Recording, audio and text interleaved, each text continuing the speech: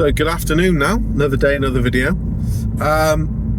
This is a video to address some of the speculation, social media attention around Eddie Howe's employment, and also some worrying signs about the club, how the club's ran, some decisions that have been made, transfers, etc, etc, etc.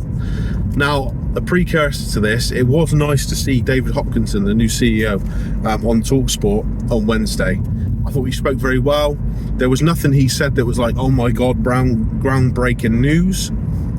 There was nothing that we didn't really have an idea of, but he seems enthusiastic, obviously well experienced with big sporting outfits. New York Rangers, massive hockey team. I think he said the New York Jets as well. He's involved in terms of stadia. There's not many sports venues that have the prestige in the name of Madison Square Garden, MSG. Also, from a football perspective, involved with Real Madrid. Now, I used to be a massive, not fan, well, yeah, I suppose, of Real Madrid. I was fascinated with them as a child, as a young teen. You know, the all-white strip, the Galacticos, the prestige, the traditions, the success over the periods of time, their fascination and success in the European Cup. Now, obviously, La Decima took a long time to come, but nowadays I don't like Real Madrid. I don't like what they stand for. Their behaviour of the players is disgusting. The way that what they've done to Xabi Alonso recently, the behaviour of the club in terms of the Ballon d'Or controversy, if you want to call it that, with Vinicius Jr., the fact that he wasn't the winner, so they didn't turn up, the way that fans hounded Gareth Bale, the way that even Cristiano Ronaldo was booed at times. However, park all that to one side. David Hopkinson, to be involved in that club, just to see day to day how they operate, how they work, how they run, big decisions being made, little decisions being made, the smart choices, the ecosystem of Real Madrid. I think that can only be a benefit to Newcastle United going forward now. Now, there's a lot of, I'm not going to spend too much time on this because it irritates me. There's a lot of fans on social media calling, oh, Eddie Howe's taking the team as far as he can. Now, in terms of performances on the pitch, you can sort of see a little bit of that. However, we've reached the semi-finals of the League Cup once again. We're still in the Champions League. Yes, we are 10th or 11th in the Premier League, and any other season we'd probably be well adrift by now, but we're still in the hunt. 7 points off 4th. We win 4 games on the bounce, and results go away. We are well back in it. We're still in the FA Cup. For how much longer, we don't know, because Aston Villa will probably turn us over at Villa Park in, what was it, next weekend. But things on the results wise and standings in competitions are good. Now, it's performances on the pitch. Caveat that with, we've had an injury hit season once again. We saw against Everton that the inclusion of Hall and Livramento in the same team at the same time was devastating. How many times have they played alongside each other this season? Very few. Alexander Isak going, I know we're over it now, but his stock as a Newcastle player, of what he did, his achievements, his time at St James's Park, has never been higher than it is now, because Wissa and Walter Mada are just nowhere near it. You know, Isak's ability, his goal scoring record, his movement, his pace, his dribbling, his holding the ball up, his intelligence, everything. And the other two, I'm sorry lads, they're a mile off. And just, so I get fans' frustration, but it's less than a year ago we won our first trophy in 70 years. Let's let that sink in. the 16th of March, I believe, 2025. We're what, the 6th of February today. It's less than a year ago, and we are still in the Champions League. We are still nearly there. We're not far away in the league. We're still in the FA Cup, and yes, we're all gutted to be out of the Carabao Cup because that was our trophy. Not anymore. That was our trophy this year, and we got done by the better team over 2 legs. You know, Manchester City have been one of the best teams in Europe over the last 10-15 years, 10 years especially. You know, you look at the success they've had under Pep Guardiola. How long, it was only a couple of years ago they were winning a treble, so there's no shame in going out to them. Yes, the manner of the defeat was disappointing, the way we gave up goals so early in the first half and second leg, the way we gave up a goal so late on in the first leg, the way that we didn't really lay a glove on them at times, but we created our opportunities, like I said in my previous video. So I get it, but my main criticism of the team and of Eddie Howe is you cannot, bar Everton away, which I don't know if that was we were that good or Everton just completely imploded on that day. You cannot pick out a single performance in the Premier League where we've been brilliant or dominated an opposition or had such a convincing win. You know, 2-0 against Nottingham Forest, we had to rely on a penalty in the last few minutes to win that. Wolves, we beat at home 1-0. Tight game. Fulham, tight game. You know, there's not been that Newcastle-like performance. I'm not saying we should sweep teams aside and score 7 or 8 each game, but there hasn't been that dominant performance. And the manner of defeats, Brentford, West Ham, Manchester United, Sunderland, one of the worst performances Newcastle have put in my time supporting them, in terms of just the lack of creation, you know, the lack of invention, the lack of any sort of creative spark. In my time, that was probably an emotional comment there, because I started supporting the club in 2007, so we've seen much worse teams. The worst performance under Eddie Howe, I think we could say. So it's been, these all add up, but aren't we the fan base that keeps saying we don't demand a team that wins, we demand a team that tries? I think Eddie Howe's success is killing him to a certain degree. The expectation is increasing and increasing and increasing, and it's not what we're about as a fan base. I say that as a Newcastle United fan, commenting on this, driving in a car just outside of Truro in Cornwall. I get it, I am very much from the outside looking in, but Newcastle fans en masse were offended by Simon Jordan's comments pre-takeover that Newcastle just, you know, the fans they got such high expectations and they've never done anything, So let's get behind the team and behind the manager's support. Eddie Howe is arguably the best Newcastle manager of modern times. Well, no, he is. It's a fact. The best manager ever? I don't know, because you've got to look at managers from the 50s when they won the FA Cups and such. But he's done something that no manager has done since, since 1955. 69, the Ferris Cup. I don't know whether to count that or not, but he's done something that no manager has done in 70 years. And we've been in the Champions League 2 out of 4 seasons. We've reached 2 finals, won one of those.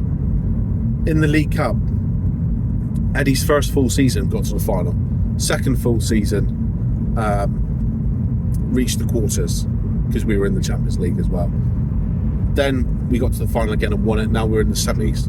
Final, quarters, win, semis. That ain't a bad record. I'm quite happy with that. So let's just lay off him. Yeah, let's also remember,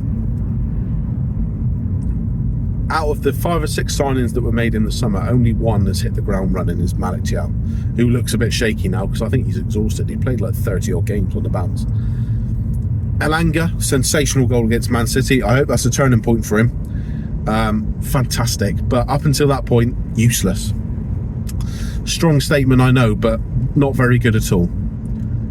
Jacob Ramsey starting to get there now, but he was injured, then he didn't play, and he was on the bench and hardly played. Hasn't made an impact for 40 million quid. Aaron Ramsdale, yeah, he come in and played a bit, but hasn't pulled up any trees.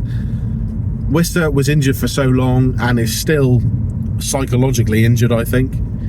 Scored 3 goals, all 3 of them either tap-ins or scruffy goals. Voltemada hasn't scored in donkey's years, it feels like, and looks like a player who will not score again this season. So he's been let down a little bit by the signings coming in, the Isak saga, blah de blah de blah. Key players not stepping up, key players being injured. Let's give Eddie a bit of a benefit of the doubt. He's got enough credit in the bank. Let's stop abusing him online. Please leave him be. Right, conspiracy time. Why did we not sign any players in January? Now, it did make me think. The general consensus is the right player wasn't available for the right money, and we want to protect our pot of money for the summer. Now, let's just think about that for a second. Are you telling me there wasn't one player in the world who can't help us at the moment for the right money? In defence, especially, we have one senior proper left back at the club, Lewis Hall. Alex Murphy is going to come in and do little bits here and there, fine. Not a player you can hang your hat on. We have 3 fit centre backs now, with Jamal Lascelles leaving, Malachiel, Sven Botman, Dan Burn. Sven Botman's injury record is patchy at best. Malachiel's injury record at Newcastle, because he hasn't been here that long, is sensational. Dan Burn gets the odd injury. I know the punctured lung and bruised ribs, that wasn't a muscle strain, that was an impact injury, fair enough. We are short. Right back, currently one fit right back, the 35-year-old who looks like his time at the top level might be done. You're telling me there wasn't one single player in the world for the right price who couldn't improve that situation? I don't believe it. Now, my second point, protect the summer money. I think that's nonsense, and I concur and agree with Craig Hope on this. When he says you've got to speculate to accumulate, the best way to secure the transfer window in the summer, in terms of having the money available and having success in attracting the bigger players, the better players, is to finish this season strong, to improve the squad, to help us get through that extra round in the Champions League, or go that extra round in the FA Cup, or climb those 2 or 3 places up the table and finish strong. If we finish the season in the exact position we are now, so let's say we get beat off Villa, we go through against Qarabag and draw, I don't know, Barcelona and get beat. So we've reached the knockout stages.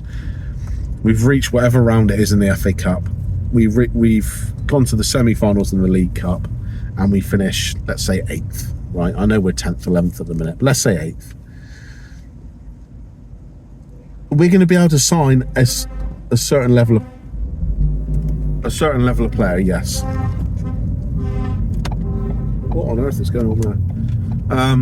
But if we finish 5th Champions League football, if we got past Villa into that extra round, if we manage to get past a Barcelona or a Chelsea into that quarterfinals of the Champions League, and we've got Champions League football again, our position in terms of revenue and money is going to be better, because we've guaranteed Champions League football for next season. We've gone fairly deep into the competition. Also, the calibre of player we're going to be able to attract is going to be better. Because let's be honest, I don't think Tino Livramento is going to be a Newcastle player next season, which I hope to God I'm wrong, but I just have that feeling. I think he is on a one-way ticket to Manchester City. Sandro Tonali, is too good a player to not be playing in the Champions League, in my view. I don't think Bruno will leave. But there you go. There's some big play. Anthony Gordon looks like he wants to go to Liverpool. Is my gut feeling. I might be wrong. So the best way to get the best players is to finish strong. Now, another point that I've considered that I hope is nonsense, but are the board, well, there's 2 points. Are they not trusting Eddie Howe with the money because of the seemingly failure of this past summer, i.e. Alanga not working, Wissa not working, Voltemada not really working, Jacob Ramsey hasn't made the impact. So we spent £250 million, and the cheapest signing, I'm not counting Ramsdale because that's a loan, but the cheapest permanent signing is the one that's worked.